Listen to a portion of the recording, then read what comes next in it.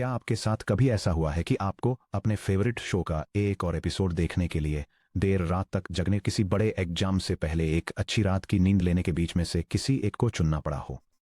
उस मोमेंट में आपका ब्रेन दो कंपीटिंग सिग्नल्स के बीच एक क्लासिक बैटल में फंसा होता है। इमीडिएट रिवॉर्ड आपकी स्क्रीन पर ठीक सामने होता है, एंटरटेनमेंट, हंसी और इंस्टेंट सेटिस्फैक्शन। दूसरी तरफ डिलेड रिवॉर्ड एब्स्ट्रैक्ट होता है और घंटों दूर होता है, शार्प फील करना, अपने टेस्ट में टॉप करना और एक सॉलिड ग्रेड पॉइंट एवरेज बनाए रखना। अगर आप सिर्फ अगले 5 मिनट्स के लिए ऑप्टिमाइज करते हैं तो आप हर बार शो ही लेंगे। लेकिन अगर आप पीछे हटते हैं और एक लंबे होराइजन पर अपनी लाइफ को इवेलुएट करते हैं तो आपको रियलाइज होता है कि अभी 5 मिनट्स के एंटरटेनमेंट को सैक्रिफाइस करने से कल बहुत ज्यादा हैप्पियर आउटकम मिलता है। शॉर्ट टर्म प्लेजर और लॉन्ग टर्म सक्सेस के बीच का यह टेंशन सिर्फ एक ह्यूमन साइकोलॉजिकल क्विर्क नहीं है, यह फिजिकल वर्ल्ड के लिए आर्टिफिशियल इंटेलिजेंस डिजाइन करने में सेंट्रल चैलेंज है। इस पॉइंट तक हमने देखा है कि कैसे एक रीइंफोर्समेंट लर्निंग आरएल एजेंट हर स्टेप पर रिवॉर्ड आर नाम का फीडबैक सिग्नल रिसीव करता है। लेकिन यहां वह क्रिटिकल सीक्रेट है जो नैव कंट्रोल सिस्टम्स को ट्रूली इंटेलिजेंट एआई से अलग करता है। एक इंटेलिजेंट एजेंट का गोल लगभग कभी भी इमीडिएट रिवॉर्ड आर सब T+1 को मैक्सिमाइज करना नहीं होता है। इसका real objective long term cumulative return को मैक्सिमाइज करना होता है, जिसे जी सब टी के रूप में डिनोट किया जाता है। इस सेक्शन में हम अनपैक करेंगे कि लोकल ग्रीड फिजिकल फेलियर की तरफ क्यों ले जाती है, लॉन्ग टर्म रिटर्न्स की मैथमेटिक्स को डिकंस्ट्रक्ट करेंगे और एक्सप्लोर करेंगे कि फिजिकल रोबोट्स इंस्टेंट फीडबैक और स्ट्रेटेजिक फॉरसाइट के बीच के डेलिकेट बैलेंस को कैसे नेविगेट करते हैं। Section break, short term greed versus long term strategy, the rover's dilemma. Immediate rewards का पीछा करना डिजास्ट्रस क्यों हो सकता है, ये देखने के लिए आइए एक मैकेनिकल डिजाइन इंजीनियर की जगह पर आकर सोचें, जो मार्स की सुनसान सरफेस पर तैनात एस्ट्रा नाम के एक ऑटोनॉमस प्लेनेटरी एक्सप्लोरेशन रोवर को ओवरसी कर रहा है। यह डायग्राम ऑटोनॉमस रोवर नेविगेशन के लिए एक डिसीजन मेकिंग मॉडल इलस्ट्रेट करता है, जो हैजार्डस रॉक टेरेन से जाने वाले एक हाई स्पीड डायरेक्ट रूट जिससे सीवियर डैमेज होता है उसकी तुलना स्मूथ ग्राउंड से होकर जाने वाले एक स्लोअर सीनिक बाईपास से करता है, जो सेफली एक हाई रिवॉर्ड साइंटिफिक क्रेटर तक पहुंचता है। इमेजिन कीजिए एस्ट्रा टेरेन में एक दोराहे पर खड़ी है। Path 1 the direct shortcut. ये पाथ सीधे नुकीली वॉल्केनिक रॉक्स के बेड से होकर कर जाता है। इस पाथ पर आगे बढ़ने से तुरंत एक हाई रिवॉर्ड मिलता है, आर सब T+1 = +10, क्योंकि रोवर अपने नेविगेशनल बेंचमार्क की तरफ तेजी से प्रोग्रेस करता है। हालांकि 2 स्टेप्स बाद वे रेजर शार्प रॉक्स एस्ट्रा के एल्यूमिनियम व्हील रिम्स को काट देती हैं, आर सब T+ = -100, जिसकी वजह से वह एक गहरे सैंड ट्रैप में परमानेंटली फंस जाती है, आर सब T+3 = -50। Path to the scenic bypass.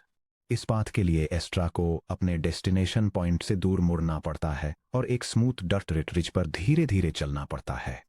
इस पाथ पर आगे बढ़ने से एक छोटा इमीडिएट रिवॉर्ड मिलता है, आर सब T+1 = +1, क्योंकि स्पेशियल बेंचमार्क की तरफ प्रोग्रेस स्लो है। लेकिन क्योंकि इसका हार्डवेयर अनडैमेज्ड रहता है, एस्ट्रा 3 स्टेप्स बाद सेफली एक अनएक्सप्लोर्ड इम्पैक्ट क्रेटर पर पहुंच जाती है, जिससे रेयर जियोलॉजिकल डिस्कवरी रिवॉर्ड्स का एक बहुत बड़ा पे ऑफ अनलॉक होता है, आर सब T+4 = +200। अगर हम एस्ट्रा को एक मायोपिक ग्रीडी पॉलिसी के साथ प्रोग्राम करते हैं जो सिर्फ अगले ही मिलीसेकंड आर सब T+1 को देखती है, तो वह हर सिंगल टाइम पाथ 1 को ही चुनेगी। वह +10 वर्सेस +1 देखती है और उत्सुकता से रॉक बेड में कूद पड़ती है, जिससे उसके व्हील्स नष्ट हो जाते हैं और उसका $multi-million मिशन खत्म हो जाता है। एक फिजिकल रोबोट को सरवाइव करने और थ्राइव करने के लिए इमीडिएट मोमेंट से आगे देखना होगा। उसे एक्शंस को उनके इंस्टेंट ग्रेटिफिकेशन से नहीं, बल्कि समय के साथ उनके द्वारा शुरू किए गए कॉन्सिक्वेंसेस के पूरे सीक्वेंस से इवैल्यूएट करना चाहिए। Section break, deconstructing the cumulative return formula, G sub T. हम लॉन्ग टर्म सोचने के इस आइडिया को मैथमेटिकली कैसे कैप्चर करते हैं। हम क्यूमुलेटिव डिस्काउंटेड रिटर्न के कॉन्सेप्ट का यूज करते हैं, जिसे सिंबल जी सब टी द्वारा रिप्रेजेंट किया जाता है। आइए देखें कि जी सब टी को फॉर्मली कैसे असेंबल किया जाता है। किसी भी दिए गए टाइम स्टेप टी पर रिटर्न जी सब टी उन सभी फ्यूचर रिवॉर्ड्स का सम है जिन्हें एजेंट एक्यूमुलेट करने की उम्मीद करता है, जो अगले स्टेप T+1 से शुरू होकर टाइम में आगे तक जाता है।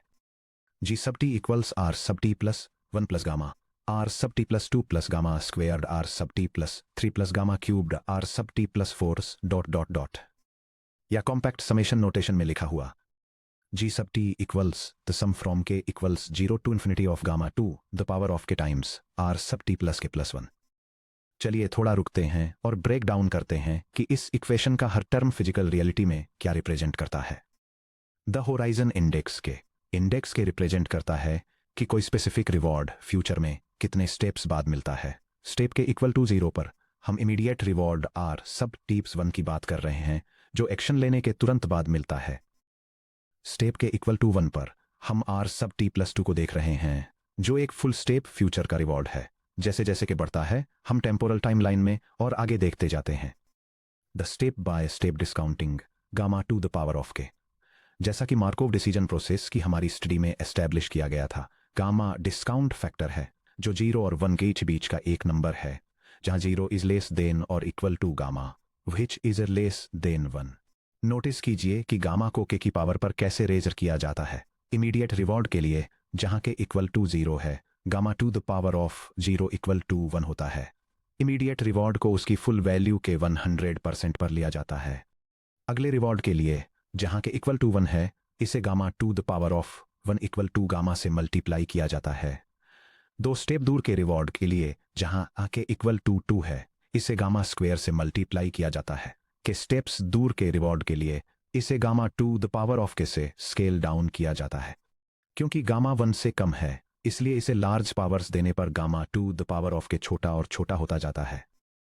ये मैथमेटिकल स्ट्रक्चर डिसीजन मेकिंग के एक फंडामेंटल प्रिंसिपल को एम्बॉडी करता है।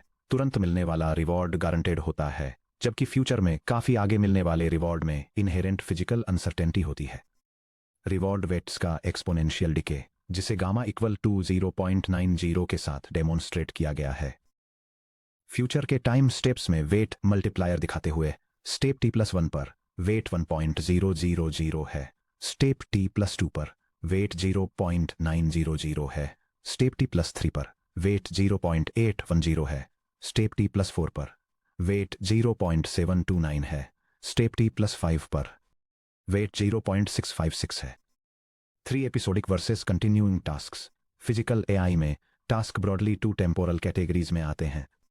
एपिसोडिक टास्क्स, एजेंट एक ऐसे एनवायरनमेंट में ऑपरेट करता है जिसका एक नेचुरल स्टार्टिंग पॉइंट और एक क्लियर एंडिंग पॉइंट यानी एक टर्मिनल स्टेट होता है। एग्जाम्पल्स में एक क्वाड्रुपेड रोबोट का ऑब्स्टेकल कोर्स कंप्लीट करना, एक रोबोटिक आर्म का 3 ब्लॉक स्टैक करना, या एक ऑटोनॉमस ड्रोन का डॉक पर लैंड करना शामिल है। यहाँ सीक्वेंस टाइम स्टेप t पर एंड होता है जिससे रिटर्न एक फाइनाइट सम बन जाता है। G sub t equals the sum from k equals 0 to capital T minus 1 of gamma to the power of k times R sub t plus k plus 1। Continuing task, physical agent बिना किसी रुकावट के अनिश्चित समय के लिए लगातार काम करता है। एग्जाम्पल्स में डेटा सेंटर में एक ऑटोमेटेड हीटिंग और कूलिंग कंट्रोलर, एक डायनेमिक ट्रैफिक कंट्रोल सिस्टम या पावर ग्रिड स्टेबिलिटी मेंटेन करने वाला इंडस्ट्रियल रोबोट शामिल हैं। यहाँ टास्क अनिश्चित काल तक चलता है जहां t लीड्स टू इन्फिनिटी और रिटर्न gt को इन्फिनिटी तक सम होने से रोकने के लिए discount factor gamma less than 1 होना मैथमेटिकली जरूरी है। Section break, step by step mathematical calculation, Astra का ट्रेजेक्टरी। चलिए इस फॉर्मूले को एक्चुअल नंबर्स के साथ टेस्ट करते हैं, ये देखने के लिए कि एस्ट्रा मार्स रोवर अपने 2 पाथ्स को मैथमेटिकली कैसे इवेल्युएट करेगा। मान लीजिए हमारा रोवर गामा इक्वल टू 0.90 का डिस्काउंट फैक्टर यूजर करता है। चलिए दोनों पाथ्स के लिए 4 स्टेप सीक्वेंस में रिवॉर्ड स्ट्रीम्स को सेट करते हैं और G0 कैलकुलेट करते हैं, यानी initial starting step t equal to 0 पर इवेल्युएट किया गया return.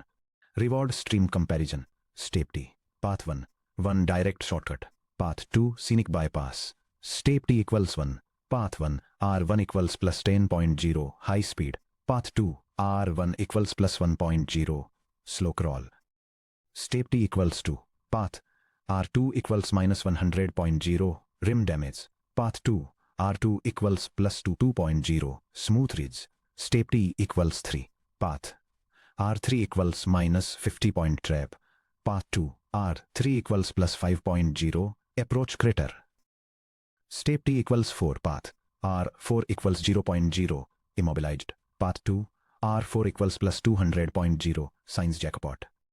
Path 1 calculation the direct shortcut. हमारे रिटर्न फॉर्मूले का यूज करके हम G0 पाथ 1 को एक्सपेंड करते हैं। G सब 0 फॉर पाथ 1 इक्वल्स R सब 1 प्लस गामा R सब 2 प्लस गामा स्क्वेयर्ड R सब 3 प्लस गामा क्यूब्ड R सब 4।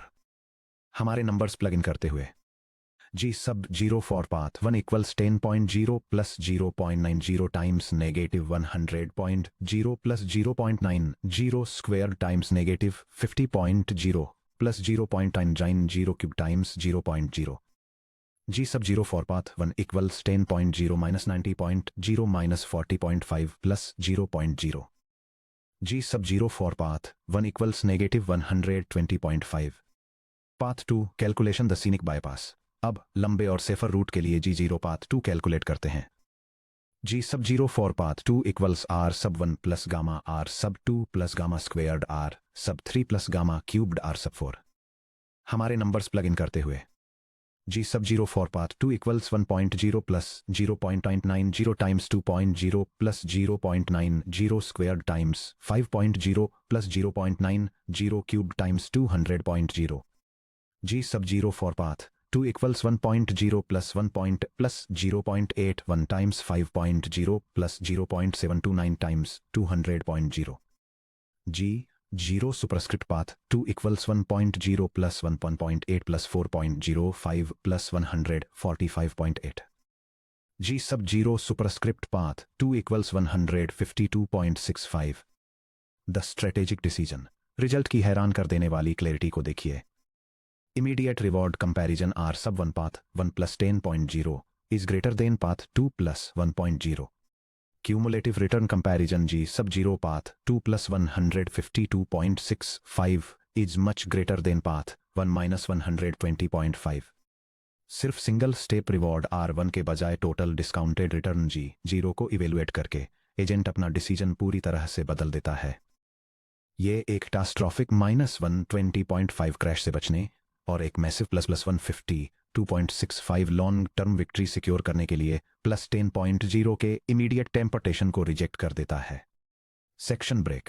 Physical realities. Short term gratification hardware को क्यों डिस्ट्रॉय कर देता है। सॉफ्टवेयर सिमुलेशंस में एक खराब शॉर्म एक्शन चुनने का मतलब सिर्फ एनवायरनमेंट को रीसेट करना और फिर से प्ले बटन दबाना हो सकता है, लेकिन फिजिकल एआई सिस्टम्स में जैसे कि bipedal humanoid robots, high speed autonomous cars या इंडस्ट्रियल मैनिपुलेटर्स RT+1 के लिए ऑप्टिमाइज करने और GT के लिए ऑप्टिमाइज करने का फर्क अक्सर एक स्मूथ फिजिकल ऑपरेशन और महंगे मैकेनिकल डिस्ट्रक्शन के बीच का फर्क होता है।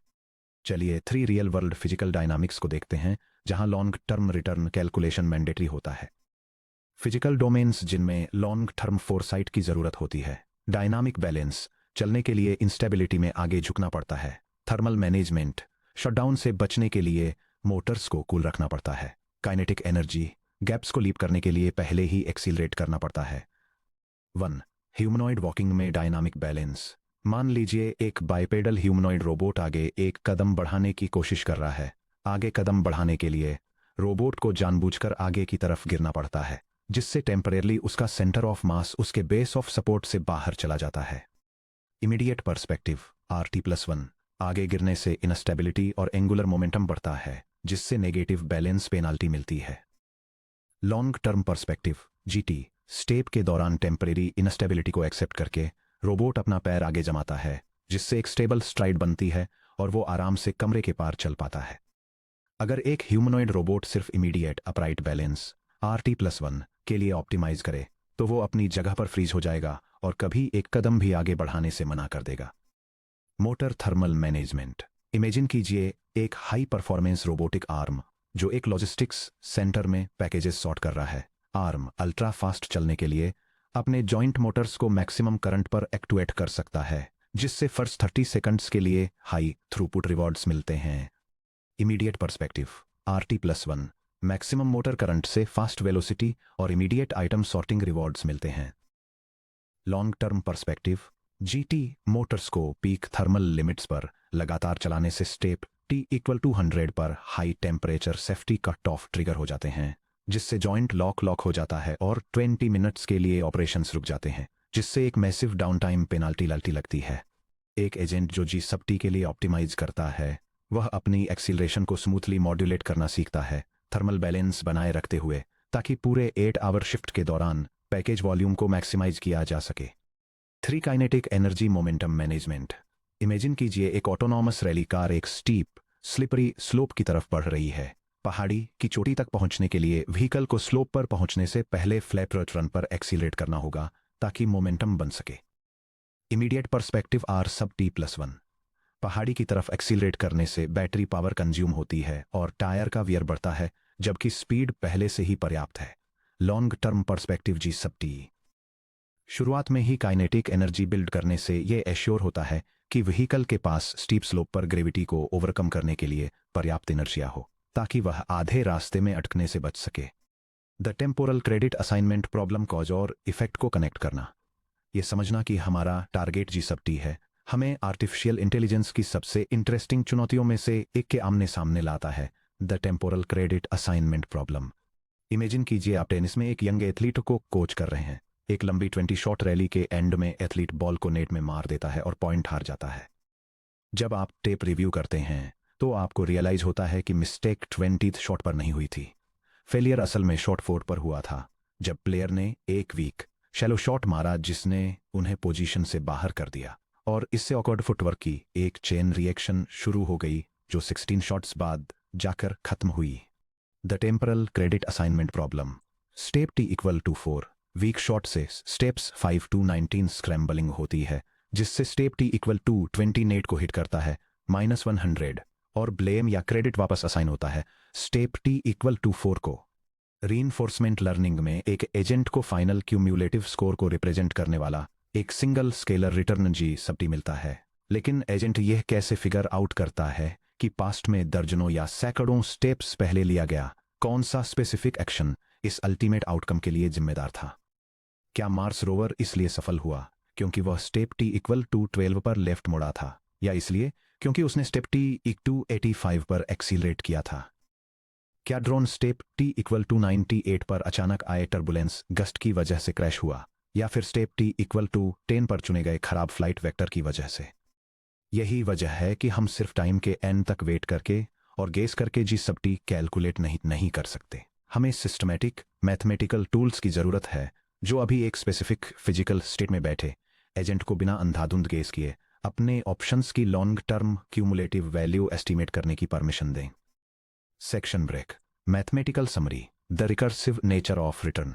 आगे बढ़ने से पहले आइए उस पावरफुल मैथमेटिकल रिलेशनशिप को हाईलाइट करें जो हमने अपने पिछले सेक्शन में डिक्शन में डिस्कवर की थी, क्योंकि यह क्रेडिट असाइनमेंट प्रॉब्लम को सॉल्व करने का कॉर्नरस्टोन बनाती है।